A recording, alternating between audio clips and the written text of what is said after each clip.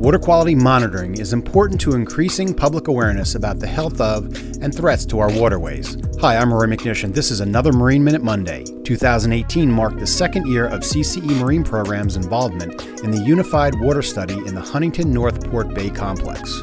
This regional effort implements a water quality monitoring protocol designed to be used by different groups on Long Island Sound to collect comparable data on the health of our waterways. Additionally, CCE Marine Program and the Village of Patchogue offer Water Quality Wednesdays on Patchogue's rivers and bays. This effort provides community stewardship activities that support the health of these water systems and to increase public awareness to the threats of water quality. Community members work alongside CCE specialists to monitor temperature, water quality, and salinity, among others.